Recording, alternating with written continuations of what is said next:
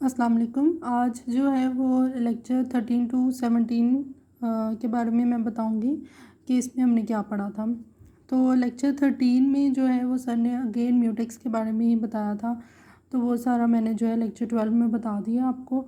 और एक नई चीज़ हमने पढ़ी थी वो थी डेडलॉक। तो डेडलॉक क्या होता है कि सपोज़ हमारे पास दो प्रोग्राम हैं, प्रोग्राम ए और प्रोग्राम बी, और दो हमारे पास म्यूटेक्स हैं, म्यूटेक्स ए और म्यूटेक्स बी।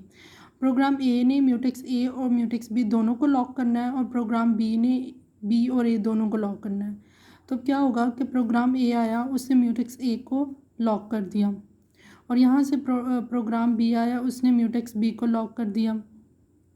अब जब प्रोग्राम ए म्यूटेक्स ए के बाद म्यूटेक्स बी को लॉक करने जाएगा तो वो देखेगा कि म्यूटेक्स बी ऑलरेडी लॉक है, तो वो स्लीप पर चला जाएगा। इसी तरह प्रोग्राम बी जब म्यूटेक्स बी को लॉक करने के बाद म्यूटेक्स ए को लॉक करने जाएगा तो वो देखेगा कि म्यूटेक्स ए ऑलरेडी लॉक पर है, तो उसके वेट में वो स्लीप पर चला जाएगा। तो इस कंडीशन में प्रोग्राम ए और प्रोग्राम बी दोनों स्लीप पर चले गए। ऐसी कंडीशन को हम कहते हैं डेडलॉक। तो डेडलॉक अक्सर ये जब म्यूचुअल एक्सक्लूजन हम करते हैं तो इस तरह के केसेस काफ़ी सामने आते हैं। इस तरह के प्रॉब्लम को सॉल्व करने के लिए हम एक क्लास बनाते हैं जिसे हम कहते हैं मॉनिटर क्लास। ये मॉनिटर की एक क्लास होती है और इसके अंदर जो है वो ये क्लास में है। तो क्या हो रहा है कि मॉनिटर की जो है क्लास है, इसके अंदर हमने कुछ टेस्टिंग के लिए एट्रीब्यूट्स बनाए होते हैं, कुछ प्रोसेस होते हैं, वो इस म्यूचुअल एक्सक्लूजन के इस प्रॉब्लम को सॉल्व करते हैं। वो कैसे करते हैं ये समझना ज़रूरी नहीं है, बस ये मकसद है कि इन प्रॉब्लम्स को सॉल्व करने के लिए हम मॉनिटर की एक क्लास बनाते हैं जो इस तरह के प्रॉब्लम्स को सॉल्व करती है। बाकी जो प्रॉब्लम है वो फिर उसके अकॉर्डिंग हम कोडिंग वगैरह करके क्लास खुद से भी बना सकते हैं। तो बस ये था, हमने लेक्चर 13 में पढ़ा। बस समझने वाली जो बात थी वो है डेडलॉक, कि डेडलॉक क्या होता है और इसको सॉल्व करने के लिए हम एक क्लास बनाते हैं जिसका नाम होता है मॉनिटर। बस यही है। उसके बाद है लेक्चर 14। लेक्चर 14 में था मेमोरी मैनेजमेंट के बारे में पढ़ेंगे, और यही मेमोरी मैनेजमेंट लेक्चर 15, 16 और 17 में सब में जो है यही मेमोरी के बारे में बातें करेंगे। तो मेमोरी मैनेजमेंट में क्या है कि हमारे पास एक अरे, हमें पता है, सबसे पहले मैं बताऊँ मेमोरी क्या है। मेमोरी अरे होती है स्टोर एलिमेंट्स की, और इस पर इंडेक्स होते हैं, ये हम सबको पता है। तो इसके अंदर हम डाटा रखते हैं। तो जब हम मेमोरी को मैनेज कर रहे होते हैं तो 3 किस्म के इश्यूज़ हमारे सामने आते हैं: सिक्योरिटी, फ्रेगमेंटेशन और रिलोकेशन। ये जो चौथा प्रॉब्लम है ये बेसिकली लिमिटेशन होती है कि हर मेमोरी का एक साइज़ होता है, तो ये इस पर हम इतनी ज़्यादा बात नहीं करेंगे। हम सिक्योरिटी, फ्रेगमेंटेशन और रीलोकेशन के ऊपर बात करेंगे। तो क्या होता है, ये प्रॉब्लम्स क्या हैं, इसको हम देखते हैं। सबसे पहले सिक्योरिटी ये होती है कि सपोज़ मेमोरी में हमारे 3 प्रोग्राम चल रहे हैं, P1, P2, P3, और इसका एड्रेस है 0 से 10 तक P1 है, 10 से 20 तक P2 को हमने स्टोर करवाया हुआ है मेमोरी में, और 20 से 30 तक हमने P3 को करवाया हुआ है। अब अगर सपोज़ हम P2 में लिख देते हैं, ये वाली इंस्ट्रक्शन हम लिख देते हैं मूव AX में 5 कर दें, तो ये जो 5 है वो तो कहीं यहाँ पर प्रोग्राम की कोई इंस्ट्रक्शन है P1 की। तो हम क्या कर रहे हैं कि P2 जो है वो P1 की जो है प्रोग्राम में जाकर कुछ चेंजिंग कर रहा है, तो ये चीज़ ठीक नहीं है। ठीक है, इस तरह ये होगा कि प्रोग्राम 2 को P1 पर एक्सेस है, तो वो P1 को, उसके मेथड्स को, उसके फंक्शंस को, उसकी वैल्यूज़ को, डाटा को चेंज कर सकता है। तो ये मसला जो है वो सिक्योरिटी का प्रॉब्लम कहलाता है। तो हम ये चाहते हैं कि हर प्रोग्राम अपनी ही लिमिट में रहे, वो P1 पर या किसी और दूसरे प्रोग्राम पर एक्सेस ना करें। तो इस मसले को हम कहते हैं सिक्योरिटी। तो इसका सलूशन ये है कि हम P1 को एक कंटेनर में रख दें और P2 को एक कंटेनर में रख दें, और P1 P2 पर एक्सेस ना करें और P2 P1 पर एक्सेस ना करें। और फिर अगर करना भी है तो फिर वो कर्नल के थ्रू जाए, कि अगर P1 P2 तक एक्सेस करना चाह रहा है तो वो कर्नल के थ्रू होकर जाए। ये बात हमने मल्टी प्रोसेसिंग में भी पढ़ी थी। तो यही है सिक्योरिटी का सलूशन। इसको किस टेक्निक के साथ इम्प्लीमेंट करेंगे ये हम लेक्चर 15 में पढ़ेंगे। अच्छा, नेक्स्ट प्रॉब्लम है फ्रेगमेंटेशन। फ्रेगमेंटेशन क्या होता है कि हमारे पास ये मेमोरी है, फिज़िकल मेमोरी, और यहाँ पर हमारे पास जो है वो P1 प्रोग्राम है, P2 P3 और P4 प्रोग्राम हमने रखे हुए हैं। ये जो एक ये जो छोटा सा ब्लॉक है इसे हम फ्रेम कहते हैं या पेज कहते हैं। ये एक जो ब्लॉक होता है मेमोरी में वो 4K बाइट का होता है, ठीक है, इसके साइज़ होता है 4K बाइट का डाटा हम इस एक फ्रेम में रख सकते हैं। और अब ये देखें P1 के पास कितने फ्रेम हैं, 1 2 3 4 5 फ्रेम है P1 के पास, P2 के पास है 2 फ्रेम, P3 के पास 4 फ्रेम है और P4 के पास भी 2 फ्रेम है। तो जितने प्रोग्राम को जितने फ्रेम्स चाहिए होते हैं वो हम मेमोरी जो है इसे एलोकेट कर देती है। अब सपोज P2 ने अपना काम कर लिया तो ये मेमोरी से निकल गया, तो ये स्पेस खाली होगी, वैकेंट स्पेस है ये।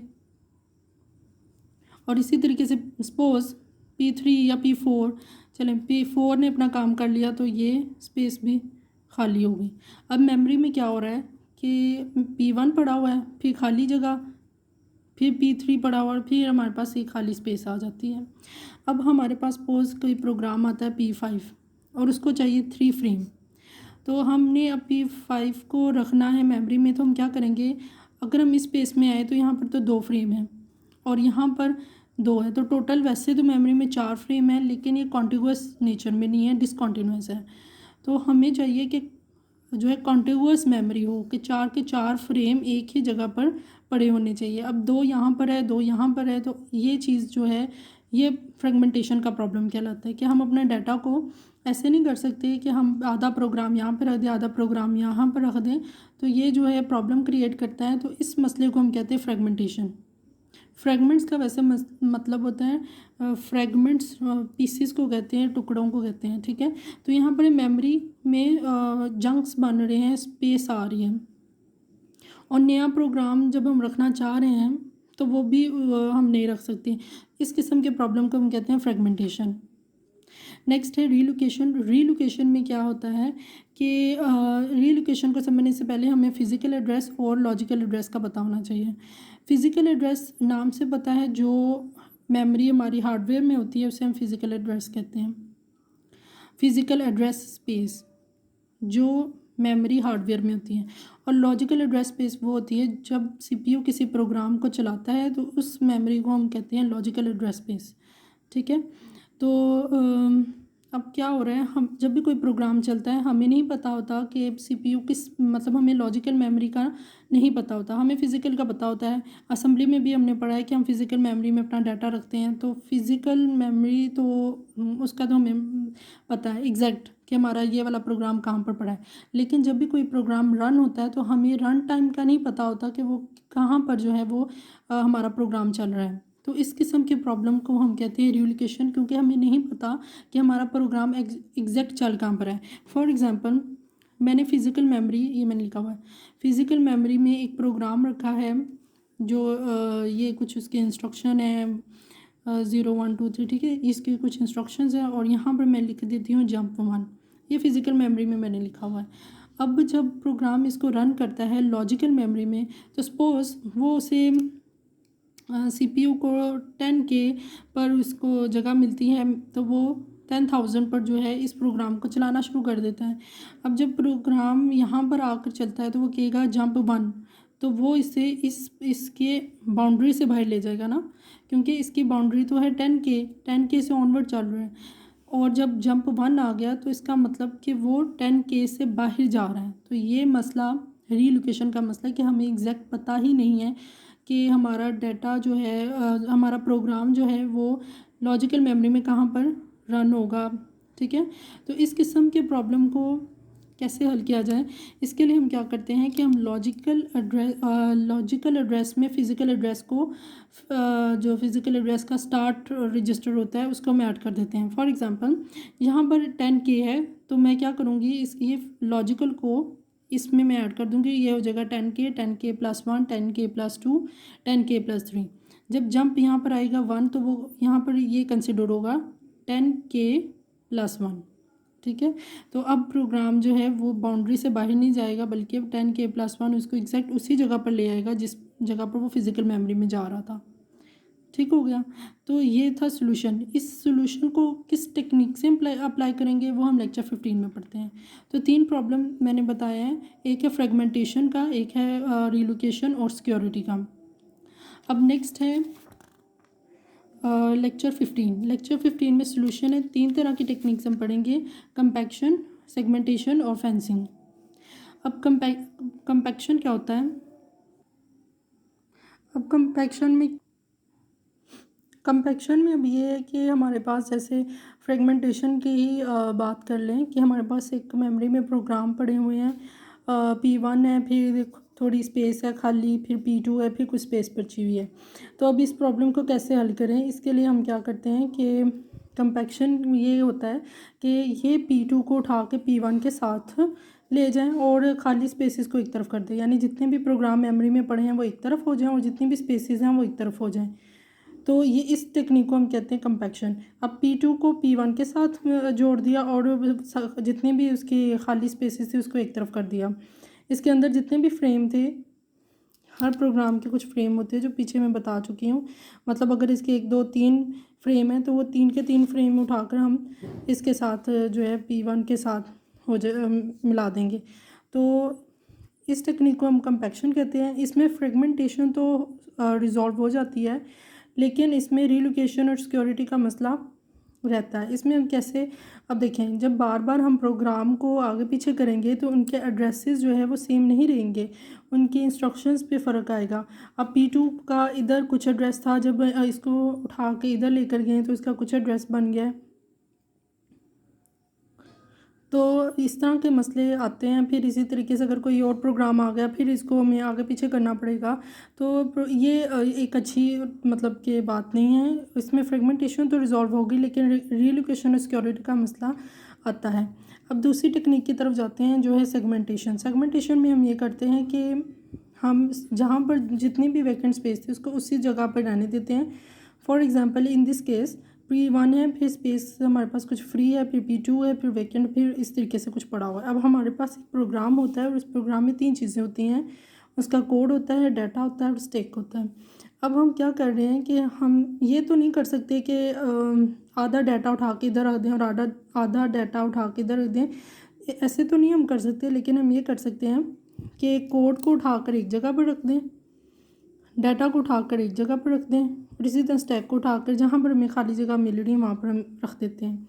और फिर इसको हम एक एड्रेस दे देते हैं, जैसे कि ये खाली जो स्पेस है वो, इसका जो बेस है वो 10,000 है, तो हम क्या देते हैं, एक सेगमेंट रजिस्टर होता है और इसके अंदर ये कोड सेगमेंट और डाटा सेगमेंट और स्टैक सेगमेंट है, और इसको हम जो है बेस एड्रेस दे देते हैं।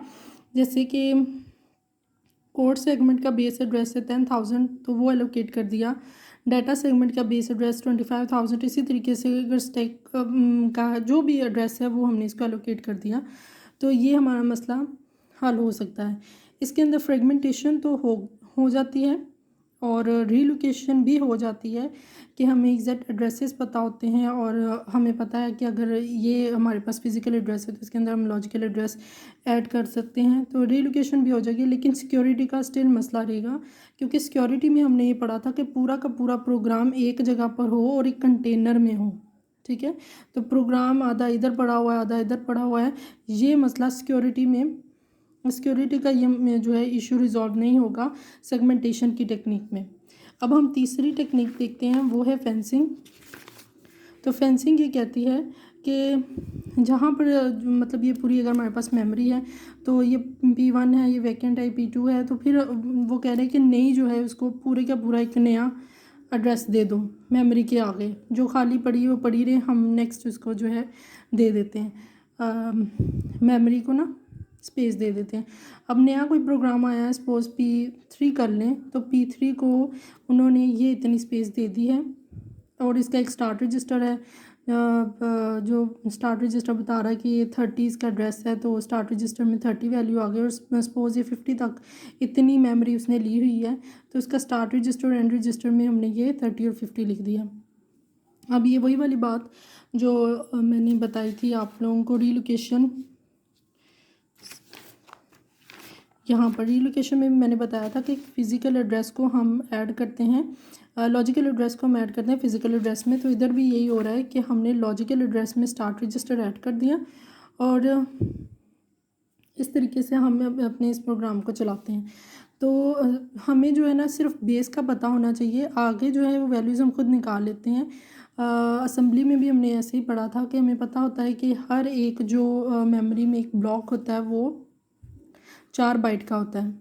और ये बात मैंने अभी भी बताई है कि एक फ्रेम जो है वो 4 बाइट का होता है। तो अगर हमें बेस पता है तो अगले ब्लॉक तक जाने के लिए हम 4+4+ करते रहेंगे तो हम एंड तक जा सकते हैं।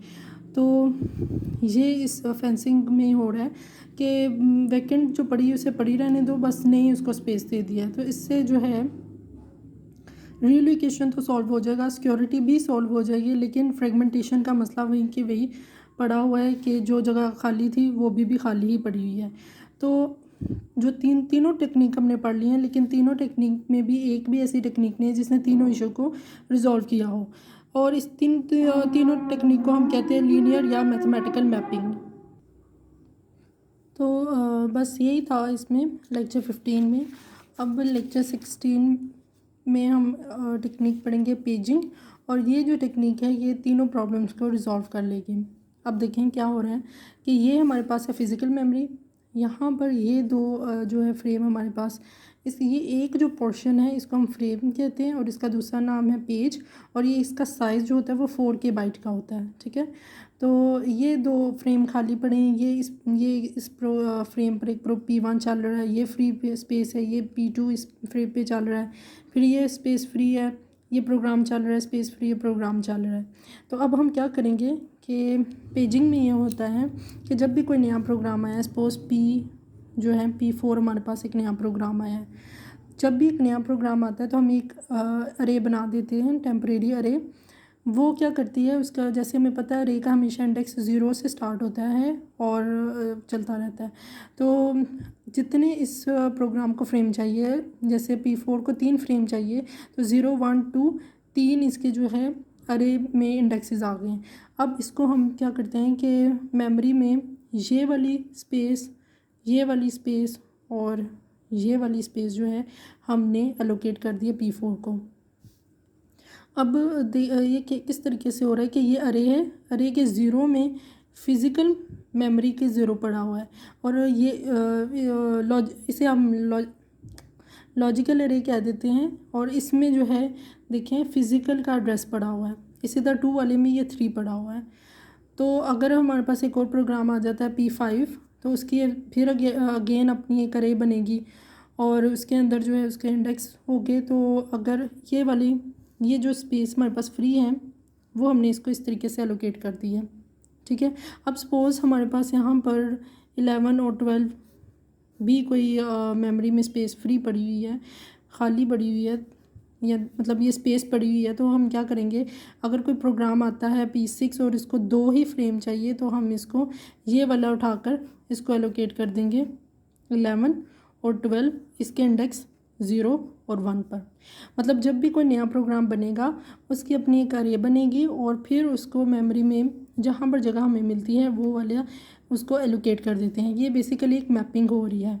तो ये इस टेक्निक को हम कहते हैं पेजिंग। अब इसमें देखिए तीनों मसले हल हो गए हैं। अब ये जो है ना ये कॉन्टिगुअस है, हमें कॉन्टिगुअस ही चाहिए। मतलब जब भी लॉजिकल ये लॉजिकल स्पेस समझ लें आप, लॉजिकल एड्रेस स्पेस। अब जब भी CPU किसी प्रोग्राम को चलाता है, जैसे वो P4 को चलाएगा, तो P4 को वो कॉन्टिगुअस ही देख रहा है, इस एंगल से वो कॉन्टिगुअस ही देख रहा है 0 1 2, और फिर वो 0 पर 0 1 यहाँ फिजिकल मेमोरी में जहाँ पर भी पड़े है उससे फ़र्क नहीं है, क्योंकि वो अपना डाटा लेकर आई जा रहा है और प्रोग्राम पूरा एग्जीक्यूट हो गया। यानी P4 का कुछ प्रोग्राम मैंने इस तरीके से रख दिया है जो कि डिसकॉन्टीन्यूस है। अगर फिजिकल मेमोरी के पॉइंट ऑफ व्यू से देखें तो ये डिसकॉन्टीन्यूस है कि 0 1 यहाँ पे पड़ा हुआ है, 3 यहाँ पे पड़ा हुआ है। तो लेकिन जब प्रोग्राम रन हो रहा है तब वो कॉन्टिगुअस ही है। ठीक है, तो ये एक किस्म के मैपिंग कर रहे हैं। और ये जो सिस्टम है ना, ये मेमोरी मैनेजमेंट यूनिट है जो इस सारे को कंट्रोल कर रही होती है। कर्नल जो है वो मेमोरी मैनेजमेंट यूनिट को इंस्ट्रक्शन देता है और वो इस तरीके से इसको सारा कंट्रोल कर रही होती है, और इसको हम कहते हैं पेज टेबल।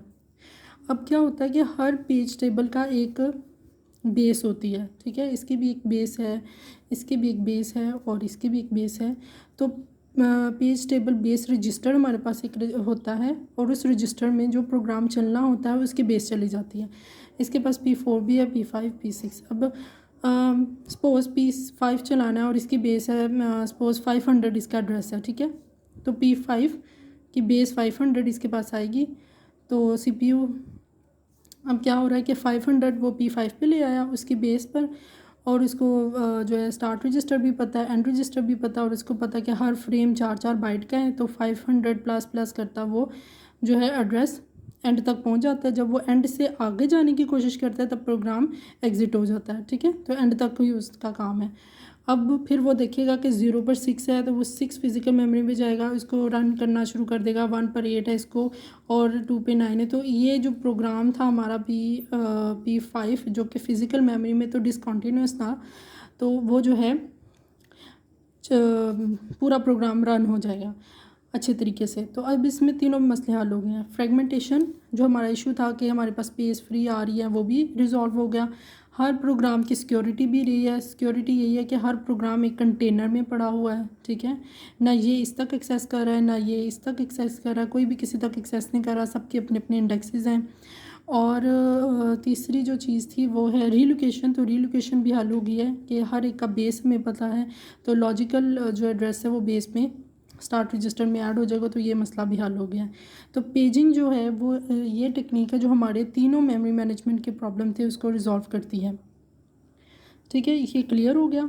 अब एक छोटी सी चीज़ है कि एक जो फ्रेम होता है इसका साइज़ होता है 4K बाइट, यानी 4096 बाइट, ये इसका साइज़ है। मतलब इतना डाटा हम इसके अंदर रख सकते हैं। लेकिन जो इसका एड्रेस होता है वो 32 बिट का होता है, ठीक है। तो 32 बिट का इसका एड्रेस है। अब क्या हो रहा है, ये इसके जो 32 बिट का जो एड्रेस होता है उसमें 12 बिट जो होती हैं वो बेस की होती हैं। तो हमने बेस तो नहीं बदलनी। अब ये जो पार्ट है ये लॉजिकल होता है, ठीक है। ये 32 बिट जो है ना वो लॉजिकल एड्रेस के हैं। तो लॉजिकल एड्रेस किस तरह मैप हो रहे हैं कि ये जो 20 बिट हैं ये पेज टेबल से होकर फिज़िकल मेमोरी पे मैप करती हैं, लेकिन 12 बिट जो हैं वो सीधा लॉजिकल से सीधा फिज़िकल मेमोरी पर मैप होती हैं, क्योंकि ये हमारी बेस है और बेस को हम नहीं बदलते। अगर बेस ही बदल जाएगी तो हमें पता ही नहीं चलेगा कि कौन सा प्रोग्राम है। हर प्रोग्राम को आइडेंटिफाई हम उसकी बेस से करते हैं, ठीक है। तो बेस को तो नहीं हम बदलेंगे। हाँ अलबत्ता ये जो पेज टेबल है ये मैपिंग हो रही है। अब ये इसको इस तरीके से समझे ज़रा, जैसे P5 की एक बेस है, P4 की कुछ बेस होगी, P6 की कुछ बेस होगी, वो वाले एड्रेसेस तो हम नहीं बदलेंगे। और लेकिन ये जो मैपिंग हो रही है ना कि 0 पे 6 है, 1 पर 8 है, 2 पर 9 है, ये पेज टेबल से होकर जाती है। तो ये जो एड्रेसेस होते हैं लॉजिकल के एड्रेस होते हैं 20 बिट के, वो पेज टेबल से होकर फिज़िकल मेमोरी पर जाते हैं, ठीक है। यहाँ से देखें ये लॉजिकल आया ये इसके 20 बिट ने उसको मैपिंग की, पेज टेबल से होकर फिज़िकल मेमोरी पे मैप हो रहा है। इसी तरह 20 बिट पेज टेबल से होकर फिज़िकल मेमोरी पे मैप हो रहा है। लेकिन जो इसकी बेस है जो लॉजिकल ने बनाई है, लॉजिकल एड्रेस है 32 बिट का, तो वो बेस हम नहीं बदलेंगे, ठीक है। तो वो बेस सीधा फिज़िकल मेमोरी पे मैप होती है। तो यही था हमारे पास लेक्चर 16 में। और लेक्चर 17 में सर ने ये बताया था कि सर का डाटा लॉस हो गया था, तो सर ने अगेन लेक्चर 17 में सारी वही बातें की थी जो लेक्चर 16 में मैंने बता दी हैं। तो लेक्चर 17 के आगे इसलिए मैंने लिख दिया कि वो सेम ही था। तो बस ये था हमारा टोटल 5 लेक्चर्स में हम लोगों ने ये समझा। एक दफ़ा सारा मैं रिवाइज़ करवा देती हूँ। प्रॉब्लम्स होते हैं 3 तरह के, एक है सिक्योरिटी, दूसरा मसला है रीलोकेशन का, और फ्रेगमेंटेशन का प्रॉब्लम है। इसको हल करने के लिए हमने 3 तरह की टेक्निक्स देखी हैं। कंपैक्शन में ये होता है कि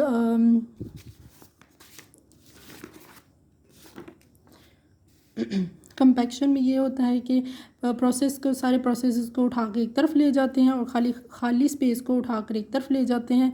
लेकिन इसमें हमने देखा कि सिक्योरिटी और रिलोकेशन का मसला है। फिर हमने देखा सेगमेंटेशन में हम ये कहते हैं कि खाली जगह को अपनी जगह ही रहने दो, लेकिन जो प्रोग्राम के जो 3 अलहदा पार्ट्स हैं, यानी एक प्रोग्राम कोड, डाटा और स्टैक पर जो मुश्तमिल है।